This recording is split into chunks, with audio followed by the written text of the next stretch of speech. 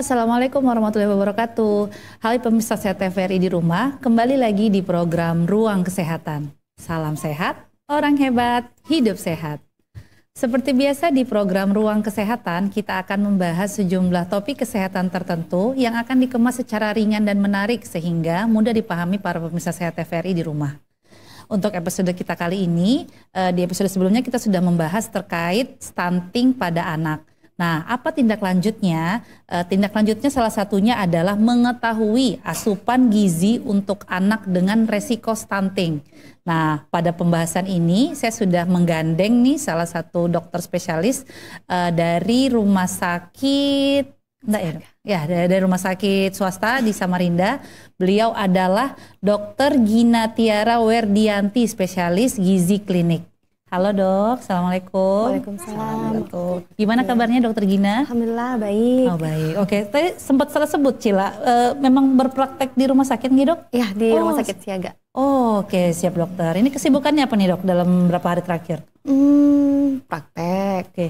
Ngajar juga di UMKT. Oh, dosen juga nih dok? Ya. Oke, siap-siap dokter. Oke dokter, kita langsung masuk ke dalam temanya terkait asupan gizi untuk anak dengan resiko stunting ya dok. Karena kemarin dok pembahasan dari dokter spesialis anak terkait stunting versus stunted. Yang Cila garis bawahi adalah peranan ibu itu dok dalam menyiapkan gizinya itu sangatlah penting dok ya. Sebelum terjadinya stunting maupun sudah terdiagnosis stunting dok ya. Nih pertanyaan pertama Cila dok. Dari faktor resiko stunting, ini sebenarnya peran gizi itu di mananya sih dok? Peran gizi, oke baik. Peran gizi di mana ini ya? Iya dok, betul dok. Sebenarnya kan faktor resikonya stunting sendiri kan ada banyak ya. Iya gitu. Yang paling dekat itu ada pertama faktor keluarga dan rumah tangga gitu. Di faktor keluarga itu yang paling dominan adalah faktor maternal. Faktor maternal adalah faktor dari ibu itu, ya kan? Yang pertama bagaimana kondisi si ibu ini pada saat menikah gitu kan? Kalau kita bilang sebelum pembuahan, rekonsepsi, kemudian kondisi ibu pada saat hamil dan pada saat menyusui.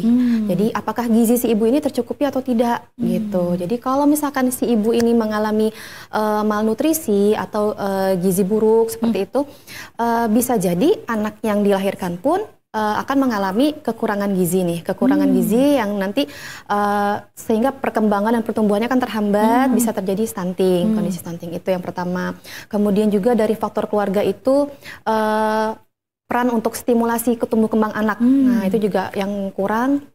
Tapi itu kan bukan di bagian gizi ya. Jadi kalau di bagian gizinya itu berarti kita perhatikan masalah nutrisi si ibu nih. Nah, si ibunya gimana itu. Kemudian yang kedua faktor ASI. Faktor ASI kalau dari yang dapat menyebabkan stunting itu misalkan dia inisiasinya terlambat. Jadi waktu lahir tidak langsung disusui seperti itu, atau kita kenal dengan inisiasi menyusui dini, gitu kan. Banyak tuh ibu-ibu bilang saya belum keluar ASI-nya nih, saya coba dulu yang lain, atau anaknya tidak dirangsang untuk menyusui seperti itu. Kemudian juga tidak menyusui ASI eksklusif. Nah, sama penghentian ASI terlalu dini. Nah, hubungannya di gizi apa nih? Nah, yang tadi kalau ibu menyusui kualitas gizinya ibu buruk ya atau tidak baik, kondisi si ibu juga tidak optimal, berarti kan kualitas ASI yang diberikan juga tidak bagus ya gitu. Maksudnya si ibunya sendiri tidak punya simpanan simpanan yang makanan yang bagus di dalam badannya yang mau dikeluarkan diberikan ke si bayi apa gitu. Kemudian juga dari segi setelah ASI 6 bulan segi MPASI-nya. Nah, MPASI di sini bisa menjadi salah satu faktor penyebabnya stunting karena apa gitu kan? MPASI-nya tidak adekuat, kemudian MPASI-nya tidak adekuat seperti misalkan komposisi makanannya tidak seimbang, komposisinya tidak seimbang, kemudian makanannya tidak beragam, selanjutnya juga kualitas makanannya, kualitasnya juga perlu diperhitungkan seperti itu. Kemudian yang terakhir faktor infeksi, tapi kan kalau faktor infeksi ini menjadi ada juga hubungannya dengan gizi, karena kalau dia infeksi berulang-ulang nih, misalkan TBC seperti itu contohnya kan, makannya kurang nih. Sedangkan kalau kita pasien-pasien dengan TB itu dia perlu kalori yang tinggi, perlu kalori tinggi supaya bisa mengimbangi nih perjalanan penyakitnya gitu kan. Nah, kalau pada infeksi kronis, kemudian makannya kurang, otomatis pertumbuhan dan perkembangannya pun juga terhambat seperti itu. Oke, ternyata gizi berpengaruh itu ya dok. Betul. Ya, benar. Bukan hanya ke anak tapi ke ibu dari dia sebelum hamil, menyiapkan nutrisi, hamilnya, bahkan sampai menyusui gitu dok. Betul. Wah, luar biasa nih dok. Memang peranan ibu sangat besar dok, sangat penting. Mulia banget ya. Jadi seorang ibu, oke. Masya Allah deh pokoknya dok. Kemudian dok, setelah tahu tadi faktor resiko dan peran gizi memang sebegitu pentingnya, kapan dok waktu yang tepat nih untuk mencegah stunting ini dok? Nah, waktu yang tepat untuk mencegah stunting itu sebenarnya kalau dibilang tidak ada waktu yang tepat nih, karena kalau kita tahu stunting itu seperti lingkaran setan. Ya, jadi misalkan pada kondisi dia masih bayi nih, dia mengalami stunting, berarti kan nutrisinya kurang ya. Kemudian pada saat dia usia remaja, kondisinya dia masih malnutrisi misal, berarti simpanan gizi di dalam badannya kan jelek nih. Selanjutnya pada fase dia menikah, gizinya tidak bagus, kemudian melahirkan anak yang kembali stunting lagi. Nah, jadi di mana nih kita mencegahnya? Jadi pada saat kita menemukan nih, misal di posyandu ada anak-anak dengan yang kondisi stunting seperti itu, ya disitulah langsung kita tindakin.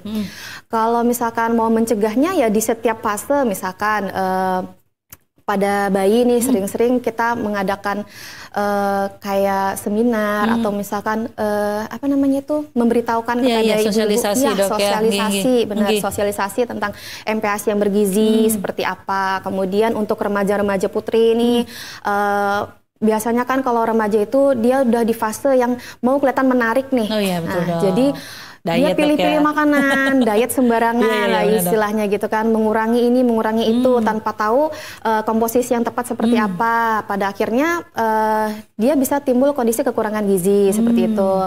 Misalkan dia anemia, ya kan, itu akan berdampak juga nanti pada saat dia melahirkan seperti itu. Kemudian jadi dimanapun kita menemukan nih, di setiap fase kehidupan itu kita tetap harus menyuarakan stunting gitu. Bener, jadi bukan hanya identik ke anak dok ya, bahkan ke bener. bumil, busui, remaja pun remaja, juga. Bener dok ya. Di setiap tahap ini kita harus sosialisasi lagi terkait stunting ini dok ya. Oke dokter. Kemudian dok, kita selalu ngomong tentang kurang gizi nih atau gimana sebenarnya dok, untuk nutrisi spesifik untuk stunting ini ada nggak sih dok?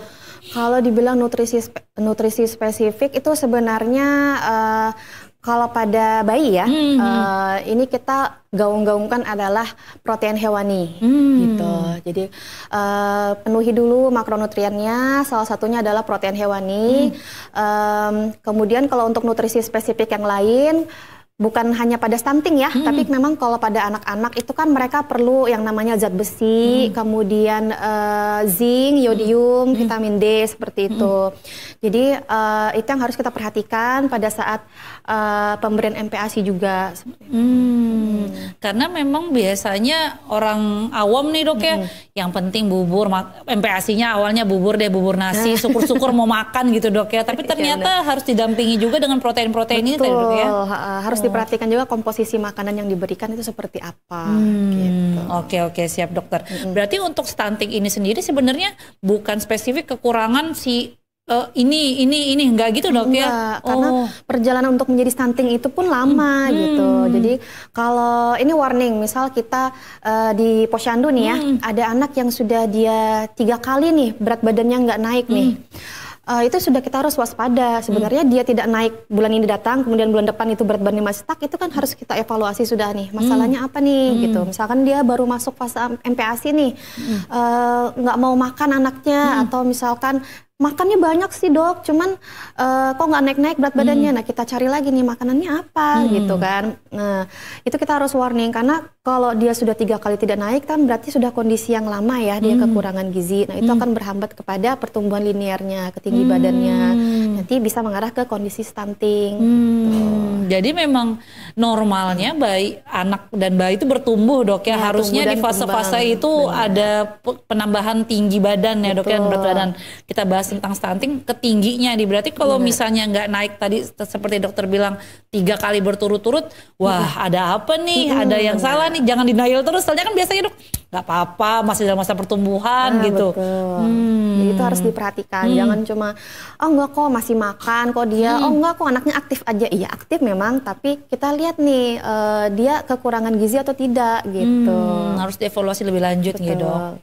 Oke siap dokter. Kemudian dok, tadi kita bahas terkait ASI dan MPASI. Jadi untuk mempersiapkan MPASI sendiri nih dok, apa sih dok yang harus diperhatikan dok dalam komposisinya mungkin atau jenis proteinnya mungkin dok? Jadi kalau untuk MPASI itu pertama kita perhatikan komposisinya dulu kan. Kalau kita baru mulai nih, kadang kalau anaknya baru 6 bulan orang-orang bilang udah yang penting makan gitu kan. Betul. Mungkin dia pakai pisang gitu kan yang dikerik atau cuman bubur aja iya, nasi gitu. Bubur. Sebenarnya enggak. Jadi pada saat awal dikenalkan makanan pun itu sudah harus yang komposisinya seimbang. Jadi ada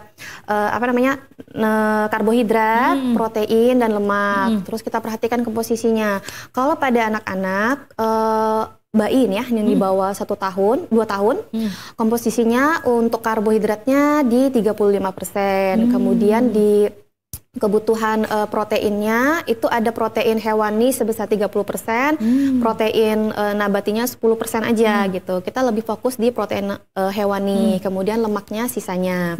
Nah, kenapa kita memilih ke protein hewani gitu? Karena kalau di protein hewani itu dia punya asam amino esensial yang lebih lengkap gitu dibandingkan dengan yang protein nabati. Kemudian di protein hewani itu juga bisa membantu untuk sintesis hormon prolaktin dan satunya hormon oksitosin. Nah, itu untuk membantu tumbuh kembang juga gitu kan. Kemudian di protein hewani itu dia lebih mudah dicerna oleh tubuh bayi ketimbang dengan protein nabati gitu. Protein nabati itu jalannya panjang gitu, sedangkan kalau protein hewani jalannya singkat. Nah, jadi lebih cepat untuk diserap oleh tubuh seperti itu.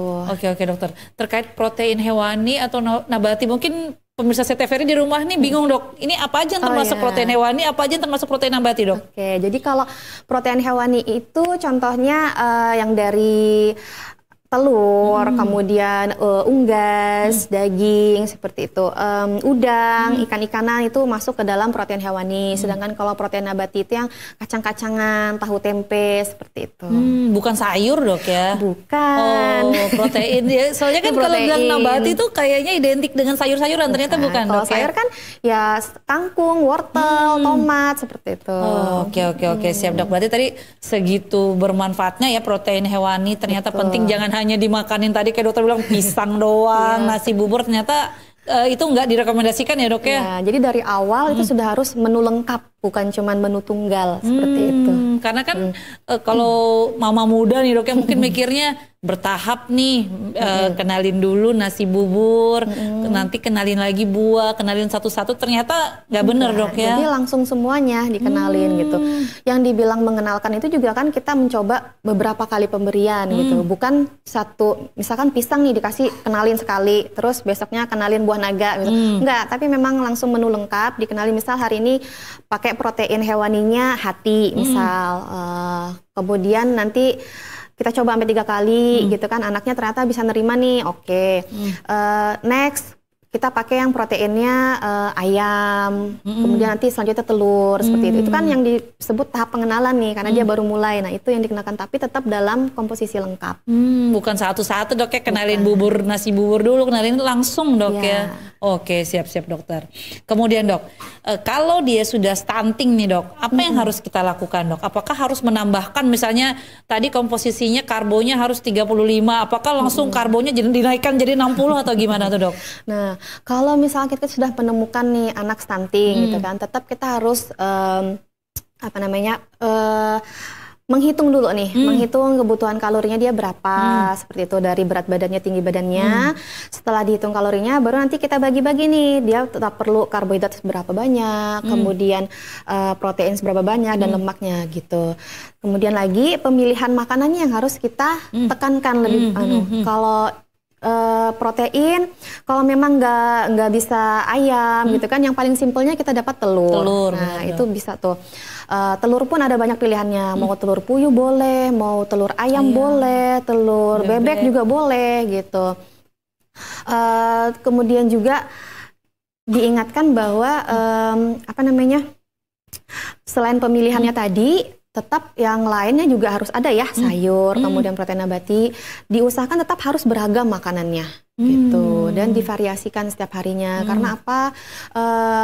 Sistem cernanya anak-anak itu kan juga masih berkembang ya. Jadi pada saat lahir itu kan sistem saraf dan sistem pencernaannya masih terus berkembang. Jadi itulah makanya kita perlu makanan yang beragam supaya saluran cernanya juga jadi semakin berkembang gitu.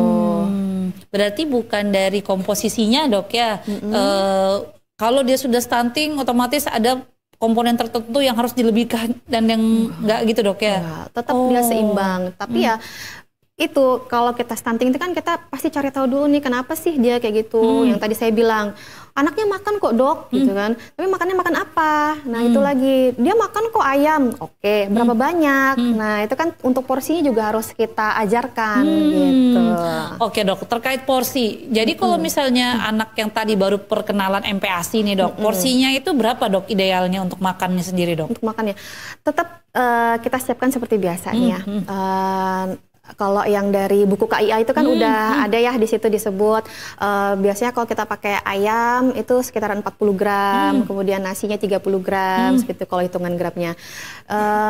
Tetap kita bikin seperti itu, nanti yang kita cobakan ke anaknya maunya berapa sendok, seperti itu. Jadi memang dari awal tetap dibikin komposisinya seperti itu, gitu. Enggaknya kita masukin ayam sedikit aja, nasi sedikit aja, terus kita saring atau kita blender gitu kan, baru kita kasih. Enggak, tetap dibikin sesuai dengan hitungan komposisinya gitu. Kalau mau gampangnya kita belajar dari buku KIA yang pink itu, kan di situ udah lengkap banget penjelasan untuk MPASI-nya. Gitu. Oke dok, untuk porsinya sendiri apakah sudah sama dok dengan yang dewasa 3 kali pagi, siang, malam atau gimana dok untuk yang MPASI tadi dok? Oke, jadi kalau untuk MPASI itu kan sebenarnya semuanya dirancang sama, 3 kali makan utama, 2 kali snack. Cuman kan karena anak dari 6 bulan ini kita bertahap. Nah yang bertahap itu adalah jumlah pemberian makanannya tadi, kapan dia nanti 3 kali, kapan dia ada snacknya, seperti itu. Karena kan anak 6 bulan, 6 bulan itu juga masih kebanyakan perlu ASI ya, 70%-nya masih ASI, 30%-nya yang makan utama. Jadi itulah yang dibilang pengenalannya. Bisa dikenalkan 2 kali makan utama, 1 kali snack itu untuk yang 6 bulan gitu. Tapi kalau dilihat anaknya nih udah bisa nih gitu, maksudnya dia suka makan. Nah, kita pelan-pelan mulai tingkatkan jadi 3 kali makan utama, kemudian 2 kali snack. Nanti semakin tinggi 9, 10 ke atas itu kalau dia bagus kita bisa 3-4 kali bahkan makan utamanya gitu. Gitu dok ya. Snacknya tetap 2 kali gitu. Berarti komposisinya memang 3 kali utama, 2 kali selingan dok. Benar. Ya. Itu dari bayi memang udah dirancang seperti itu dok jadi ya. jadwal makan itu memang dari bayi itu kita sudah membiasakan anak untuk makannya teratur gitu. Oke siap dokter Gina. Ini pembahasannya menarik dok, tapi saya izin jeda iklan sebentar dulu lagi dok. Oke pemirsa Sehat TVRI di rumah, kita jeda iklan sebentar dulu. Jangan kemana-mana, tetap di program Ruang Kesehatan. Salam sehat, orang hebat, hidup sehat.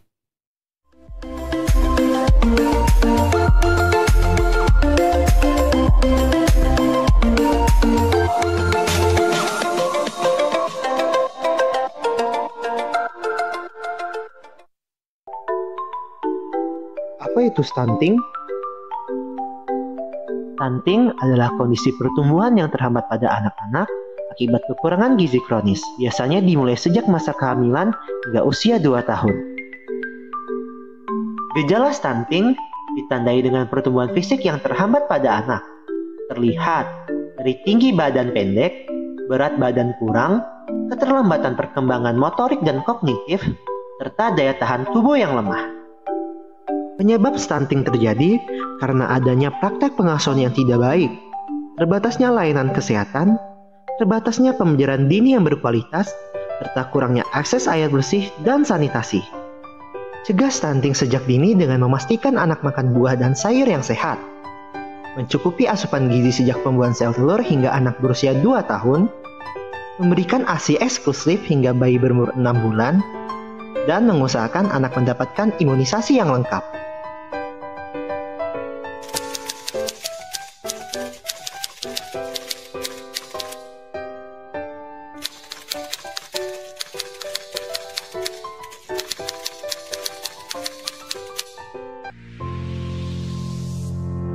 Sebuah persembahan dari bumi Borneo.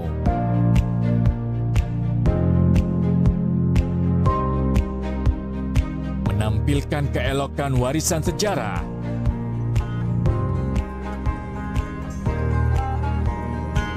Mahakarya budaya tradisional bersatu padu dengan budaya modern.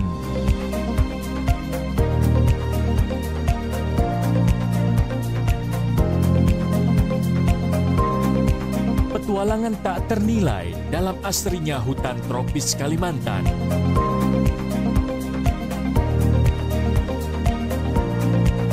Berpadu debur ombak menyisir di atas pasir nan lembut. Pesona nirwana di timur Kalimantan.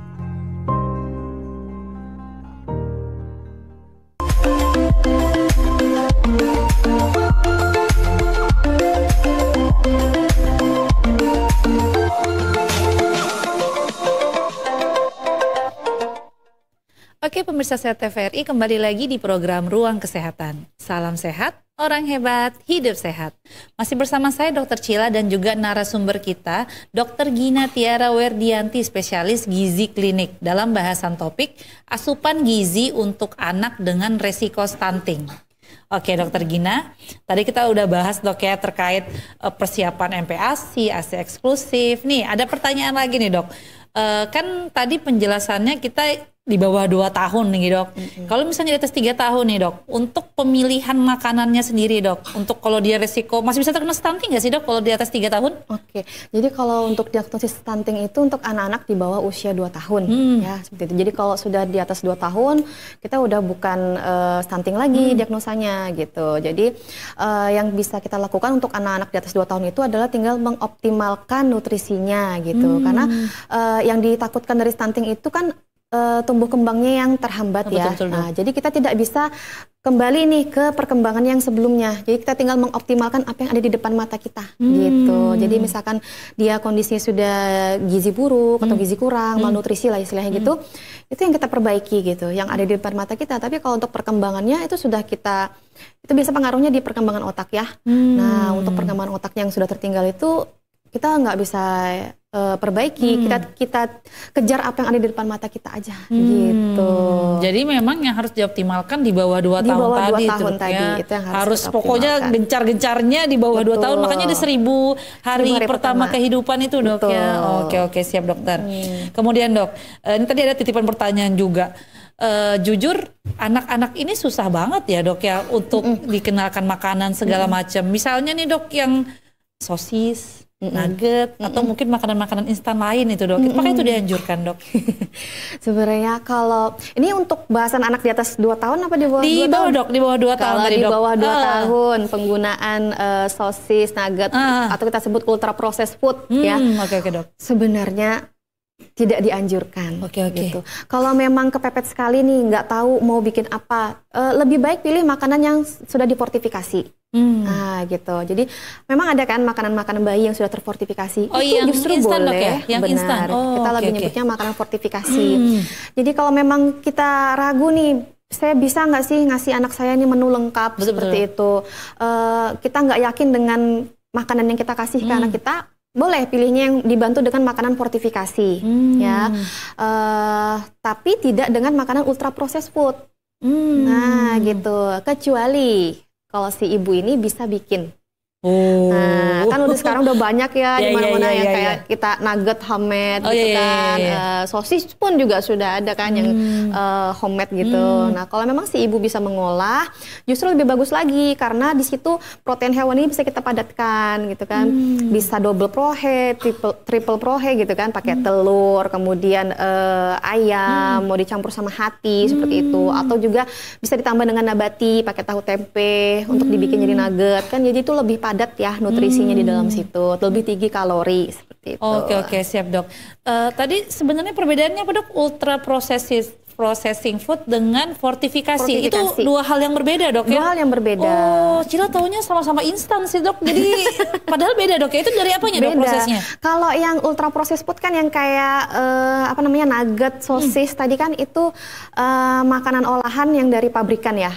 Maksudnya tidak ada tambahan vitamin di dalamnya gitu. Sedangkan kalau makanan fortifikasi kan memang makanan yang ada tambahan di dalamnya nih gitu kan, selain karbohidrat, protein, lemak. Jadi ada tambahannya karena memang ini kan makanan yang dikhususkan ya untuk tumbuh kembang bayi gitu. Jadi pasti ada tambahan vitamin D-nya, ada tambahan kalsiumnya, vitamin mineralnya pasti ada tambahnya di situ. Makanya disebut makanan fortifikasi. Oh, ada tambah-tambah itu. Karena memang kan kalau kita lihat di supermarket itu dok ada yang di bawah 6 bulan, di atas 6 bulan, di atas 1 tahun, 3 tahun sampai 5 tahun, ternyata kandungan ininya dok ya yang berbeda dok karena, ya? dia kan memiliki kandungan yang berbeda disesuaikan dengan kebutuhan berdasarkan usianya tersebut. Oke, Cila baru tahu nih dok. Cila kira selama ini ya sama-sama instan, jadi kedudukannya berbeda ternyata dok ya? Kedudukannya sangat jauh berbeda gitu. Oke, itu kalau di bawah 2 tahun dok ya, tidak dianjurkan. Gimana dengan 3 tahun dok? Masih boleh nggak? Kok sedih banget, tadi sosisnya nggak laku dok, padahal enak dok.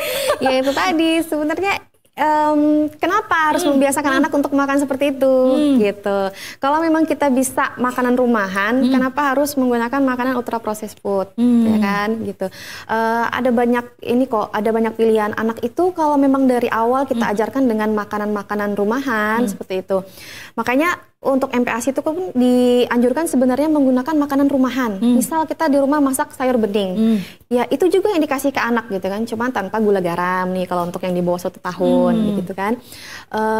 Kalau misalkan makanya makanannya orang Indonesia dengan yang di luar negeri kan beda ya anak-anaknya, karena memang itu menyesuaikan dengan apa yang dimakan di rumah. Nah kalau anak dari kecil sudah terbiasa makan makanan sehat, makanan rumahan, itu ketika dia besar ditawarin ultra processed food juga nggak akan tertarik. Serius dok, serius? Iya, jadi dari kecil, karena ultra processed food itu kan banyak tambahannya ya, jadi istilahnya banyak umaminya, banyak yang sesuatu yang bikin gurih di situ, jadi nagih gitu ya. Kalau misalkan dari kecil dia terbiasa dengan makanan-makanan yang bumbu rumahan, yang kayak rempah gitu. Jadi ketika dia merasakan makanan yang seperti itu nggak akan terpengaruh gitu. Karena itu kan ada adiksinya ya, gitu. Kayak ketagihan gitu. Ini enak gitu. Terus gampang lagi didapat. Mamanya juga ini gampang dimasak, tinggal goreng. Bener. Apalagi gitu. Kalau udah nggak ada pilihan lain dok di rumah, sisanya adanya sosis doang sama nugget. Oke, ternyata nggak direkomendasikan dok ya. Nah, jadi lebih baik kalau bisa bikin sendiri nugget lebih bagus, karena kita lebih tahu komposisinya apa gitu. Bener. Cuma juga kadang tuh ada teman yang gini dok, karena baca buku nih dok MPASI, jadi gaya-gaya pakai salmon, pakai ikan itu, padahal dia nggak biasa konsumsi. Ternyata itu salah dok ya. Karena kan dibilangnya gizi terbaik untuk anak apapun deh, mau salmon mau ini, ternyata enggak dok ya? Bukan, kalau dibilang salah juga enggak. Kalau memang dia mampu untuk ke arah sana gitu kan. Tapi nanti ke depannya nih, si anak kan waktu kecil biasa makan salmon, ntar pas gede ya dikasih lele dia bingung, ya kan? Nggak pernah, aku nggak pernah makan ini apa nih mah, gitu kan. Oke, berarti dari kecil memang sudah harus dipaparkan dok ya. Jadi apa yang kita makan itu yang anak kita makan juga. Jadi kalau mamanya makan sehat, anaknya juga pasti makan sehat. Ini juga imbasnya kalau misalnya mamahnya tidak suka makanan tertentu, anaknya juga gak bisa ikut. Jadi ngikut. Oke. Ini karena kan kebiasaan ya. Oh iya bener dok. Tapi itu nggak masalah dok ya. Maksudnya kadang-kadang kita sebagai ibu nih takut. Kan ini buat dewasa nih kita makan ikan A, B, C ini. Tapi anak-anaknya udah boleh nih nyobain yang kita makan? Boleh kan, tinggal cara pengolahannya. Nah gitu. Misal nih yang tadi kayak sayur bening itu kan udah paling simpel ya. Terus mau ditambahin sayurannya misalkan tempe, kok sayuran, proteinnya pakai tempe sama pakai protein hewannya misal ayam atau ikan nih gitu kan. Misalkan kita biasanya ikannya digoreng, kalau yang untuk dikasih ke anak dikukus seperti itu. Yang penting kan sama. Jadi mamanya nih sehari itu belanja ya cukup satu model gitu aja. Oh gitu. Biasa kan kalau kita makan sayur bening temennya ikan bakar nih. Betul. Nah, ya untuk bagiannya si adek dikukus. Nanti kan baru diulek saring seperti itu. Oh, tapi dia maksudnya ngerasa apa yang kita makan juga di hari yang sama ya dok ya. Oke, siap dok. Mungkin kalau lebih aplikatif dok, misalnya nih dok, Cila punya anak usia 7-6 bulan lah baru memperkenalkan ASI. Kira-kira rekomendasi menu apa yang dokter Gina sarankan gini untuk dalam rangka mencegah stunting juga tadi dok? Dalam rangka mencegah. Yang saya sarankan ya menu yang padat nutrisi ya. Oke. Jadi kenapa dibilang padat nutrisi? Ya tadi harus ada komposisi makronutriennya tetap karbo, protein, sama lemak gitu kan. Proteinnya bisa kita mau double nih, misalnya protein hewani, telur sama ayam. Nah, mau langsung didouble di pertama. Tapi kalau memang baru awal sekali, satu-satu, karena kita kan juga mau ngeliat reaksinya anak, apakah ada reaksi alergi atau tidak. Nah, itu juga yang perlu kita perhatikan, bukan cuman sekedar dia mau makan, dia nggak mau makan pun kita kan harus cari tahu apa nih teksturnya kayak yang salah atau mungkin kondisi si anak nih pada saat dikasih makan dia lagi ngantuk kah atau apa begitu kan, itu yang harus kita cari tahu. Jadi kalau untuk pertama ya pengenalan dulu, selanjutnya kita bisa kalau mau pakai double protein tuh nggak masalah. Kalau tadi yang dokter Gina katakan 3 menu utama tuh dok, bolehkah satu di awal aja dok kita mungkin nasi sama ayam tuh kita proses untuk itu, boleh nggak di tiga kali makan itu makanan yang sama dok, atau harus diselingi makanan lain dok buat si anak ini? Sebenarnya gini kan, kalau kita mau mengenalkan itu harus beberapa kali gitu ya. Nah kembali lagi ke ibunya kalau misal kita dalam satu hari masak berbagai macam, masak MPASI itu ribet ya. Ribet banget Cila kan udah tahu ya. Iya ribet banget. Belum ngulek-nguleknya sehari-harinya itu ribet sekali. Jadi ya kalau mau gampangnya nggak apa-apa satu menu itu mau dipakai untuk 3 kali coba gitu. Karena kan kita mau lihat reaksinya nih. Betul. Bisa. Oh sudah bisa, udah ganti. Kalau misal kita makan satu, dia kelihatannya biasa aja nih. Terus kita ganti lagi yang satunya. Dia excited nih. Jadi sebenarnya dia excited karena menunya atau excited karena dia memang lapar. Nah, kita nggak tahu jadinya kan. Iya. Sedangkan kalau tadi yang menunya tetap dari awal kita cobakan, kita bisa lihat dok ya ekspresinya atau reaksinya gimana. Tapi kalau nggak mau makan dok, tiga-tiganya mamanya yang stres dok. Iya, saya tahu rasanya. Oke dok. Terus untuk yang menu selingannya dok, bolehkah semacam kayak crackers gitu di awal atau langsung harus buah nih dok? Itu lagi.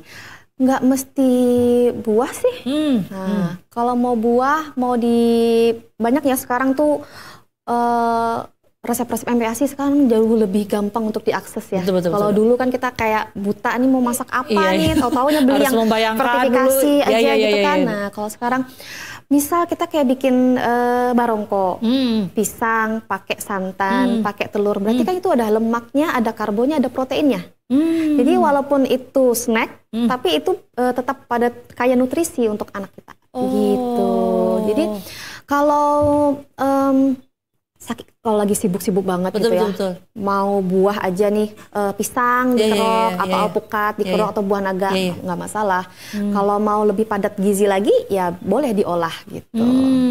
Kalau macam crackers tadi yang Cila tanyakan itu termasuk apa dok, ultra processing food atau masuk ke fortifikasi dok? Nah tergantung lagi nih gitu kan, crackers yang mana? Ada beda-beda dok. Iya. Soalnya Cila tahunya kalau beli tuh ini untuk 1 tahun, ini untuk 6 bulan itu kan ada kan dok ya, cracker itu beda-beda dok ya. Iya. Jadi kita perlu perhatikan juga ya kalau misalkan mau memilih snacknya buat anak nih. Gitu. Saya tanya dulu kenapa sih mau dikasih snack crackers? Iya. Mau lebih gampang aja gitu. Iya betul.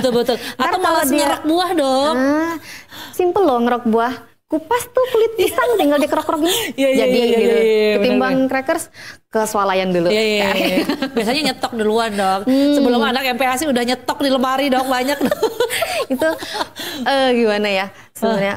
Ya kalau memang itu tadi saya bilang, kalau kita tidak yakin dengan makanan yang kita kasih itu apakah sudah cukup nutrisinya, boleh dibantu ya istilahnya dengan makanan fortifikasi gitu. Jadi harus diperhatikan juga kandungannya apa gitu.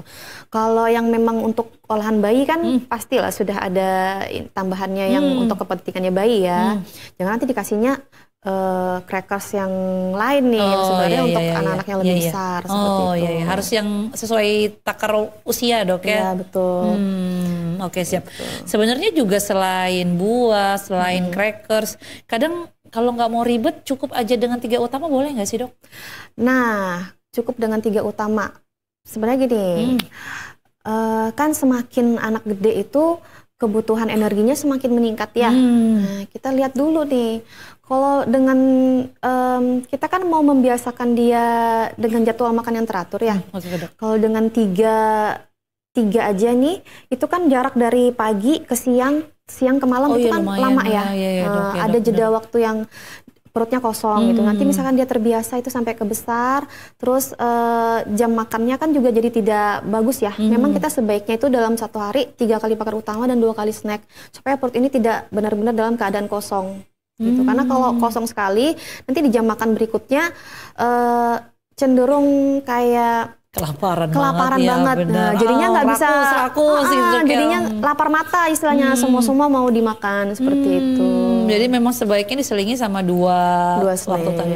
Terus dok, tempatnya ASI dok, kan di atas 6 bulan masih dikasih ASI kan dok? Biasanya tuh mama-mama tuh dinanya lagi nih, alah nggak usah selingan nih, cukup ASI. Nah itu gimana tuh dok? Kalau masih 6 bulan pertama itu kita masih bisa milih ya, mau ASI atau mau snack gitu.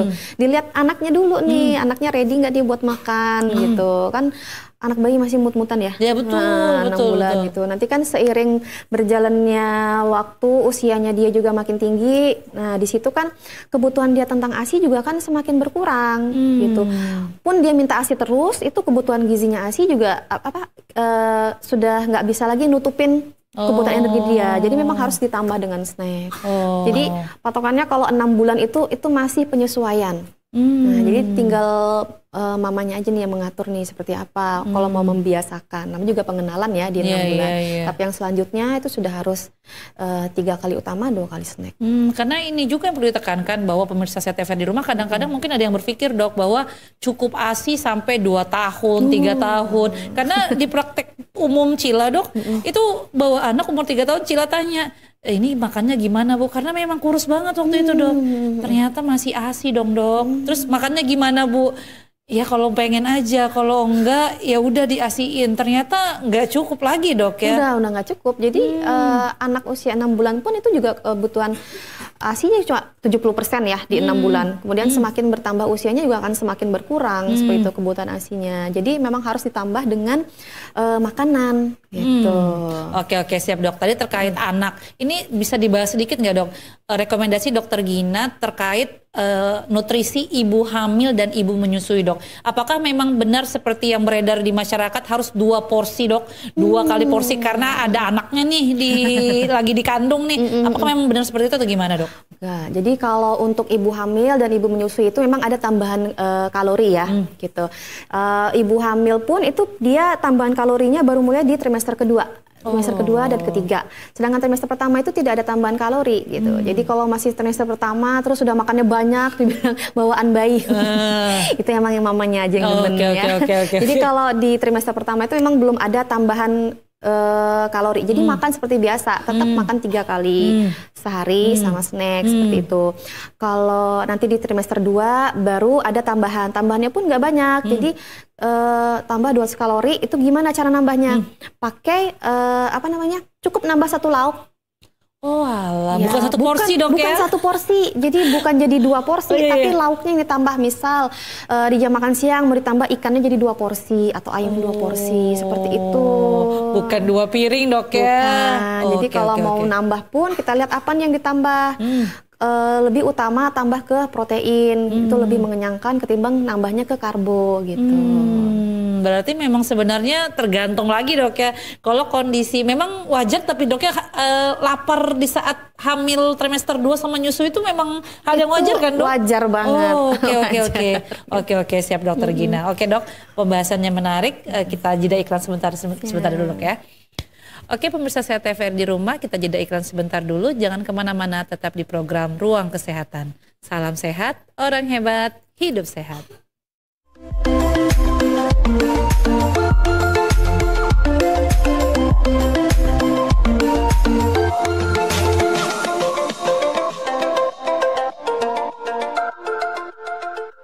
Kenapa tayangan TV sekarang begini? Gosip semua, drama semua, provokasi semua, hiks. Gak bahaya kah? Aku lelah, aku kesal. Gimana kalau nonton TVRI aja?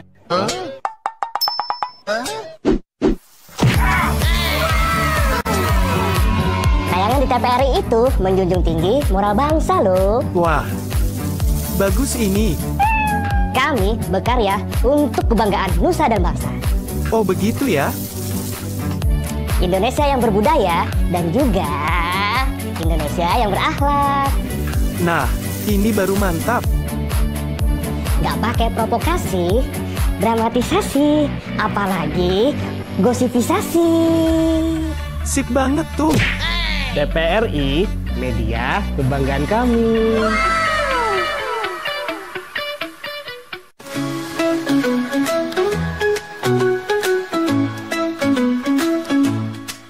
Keluarga berperan penting dalam mencegah stunting. Cukupi gizi, lengkapi imunisasi dan sanitasi. Tumbuh kembangnya kan sempurna dan bahagia. Cegah stunting itu penting. Isi piring itu penting. Beri ASI itu penting. Bebas cacing itu penting. Ayo bersama-sama cegah stunting. Hidup sehat dan sejahtera untuk masa depan yang cerah.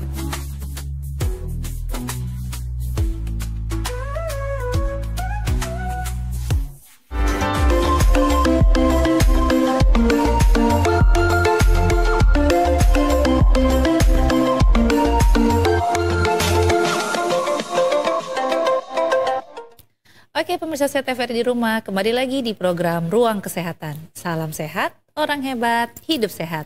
Masih bersama saya Dr. Cila dan juga narasumber kita, Dr. Gina Tiara Werdianti, spesialis gizi klinik. Dalam bahasan topik, asupan gizi untuk anak dengan risiko stunting. Oke, Dokter Gina, di sesi terakhir ini saya izin mau minta klarifikasi nih dok, terkait pernyataan-pernyataan yang sudah Cila kumpulkan dari netizen maupun dari masyarakat sekitar nih dok, terkait tema kita kali ini, asupan gizi untuk anak dengan risiko stunting. Siap nih dok? Siap. Oke, kita akan bahas di sesi mitos atau fakta.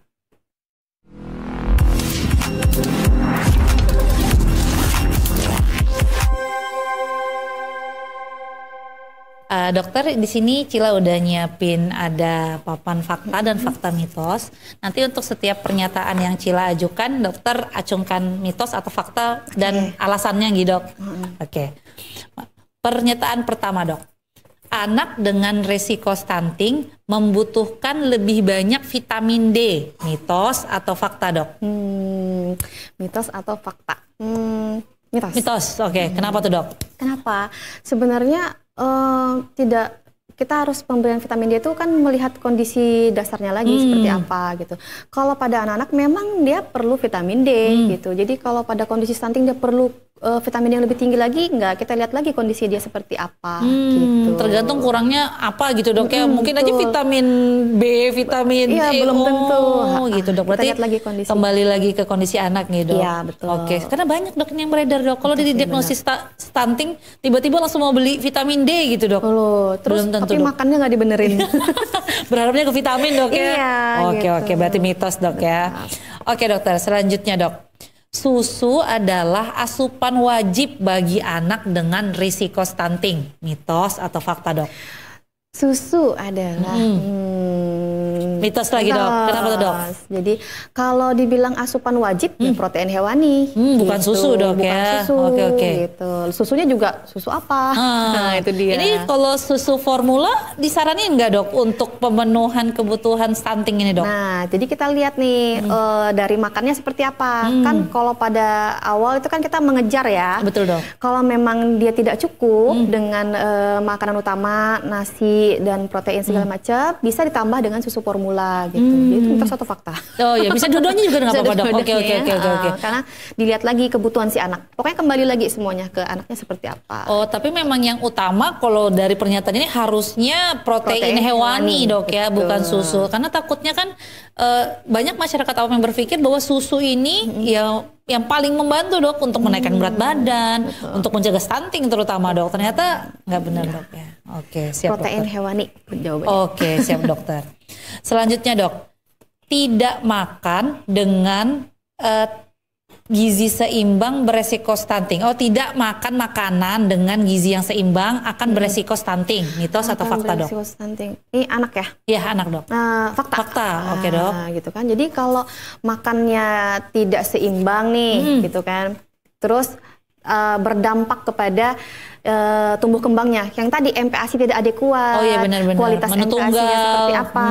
Nah gitu kan nanti akan berdampak kepada tumbuh kembangnya si anak. Tumbuh kembangnya nanti bisa mengarah ke arah stunting seperti itu. Kalau terhambat kan ya perkembangannya seperti itu. Berarti memang dari kecil ya tadi sudah kita panjang bahas dok ya. Makanan itu memang harus sudah gizi seimbang dari pertama perkenalan MPASI tadi dok ya. Oke, siap dokter. Kemudian dok, anak dengan resiko stunting harus banyak konsumsi buah. Mitos atau fakta dok? Mitos. Oke. Anak kenapa tuh dok? dengan stunting harus banyak konsumsi protein hewani. Lagi-lagi protein hewani bukan buah gitu. Karena kalau buah kan di dalamnya hanya ada karbohidrat dan gula ya. Oke. Berarti bukan tidak dianjurkan dok ya kalau malah buahnya ini dok sekali banyak beredar tuh kalau kita stunting tuh nih asumsinya ortu ya dok ya harus tingkatkan yang banyak gulanya nih contohnya buah, susu tadi dok. Oh ternyata memang nggak benar. Enggak, jadi yang harus ditingkatkan itu adalah protein hewani gitu.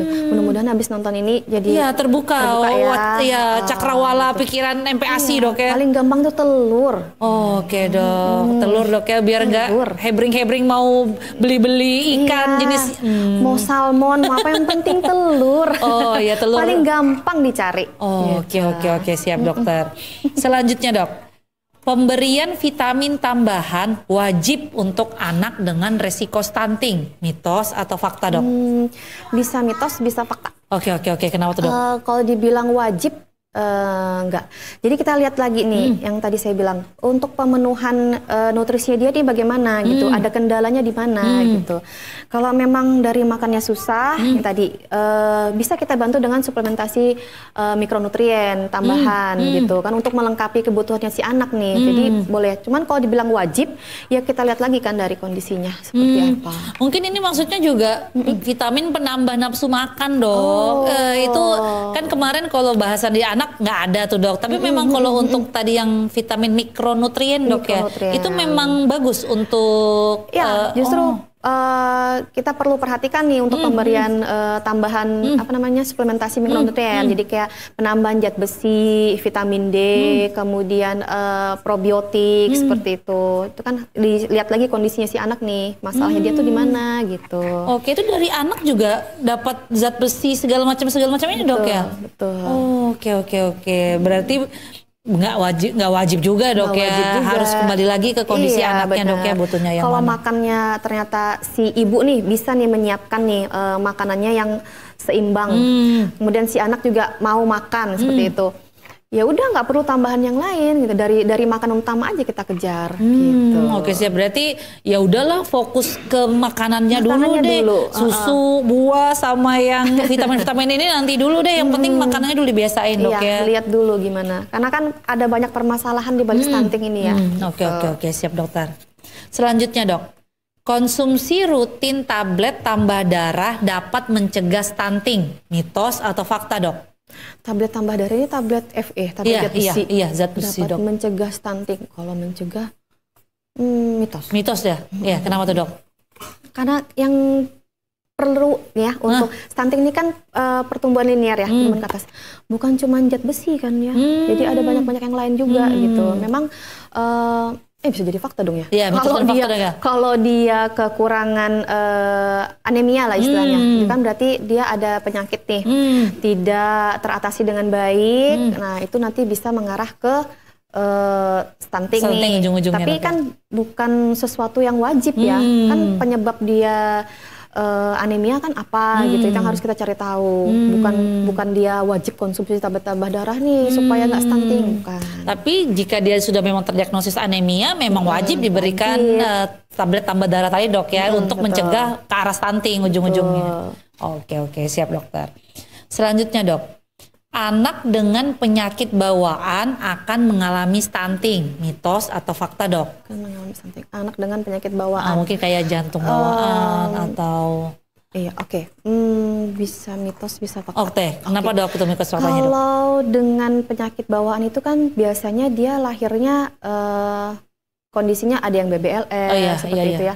Kalau memang kondisinya dari awal dia seperti itu, BBLR kemudian ada bawaan, fakta. Fakta.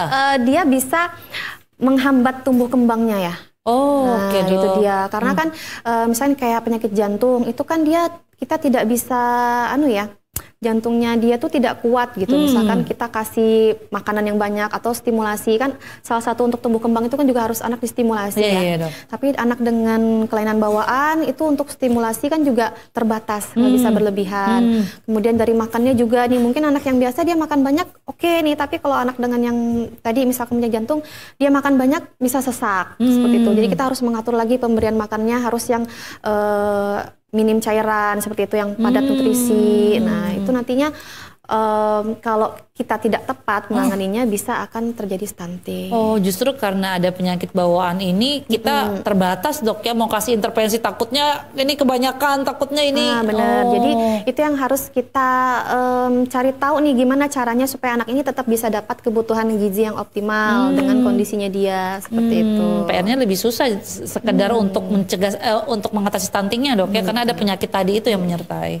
Oke, siap dokter. Selanjutnya dok, anak yang lahir dengan berat badan rendah beresiko stunting, mitos atau fakta dok? Fakta. Ini kan fakta. Tadi nyambung dengan yang tadi penyakit bawaan ya gitu. Jadi anak-anak dengan berat badan lahir rendah dia beresiko ke arah stunting seperti itu. Beresiko. Karena apa dok itu?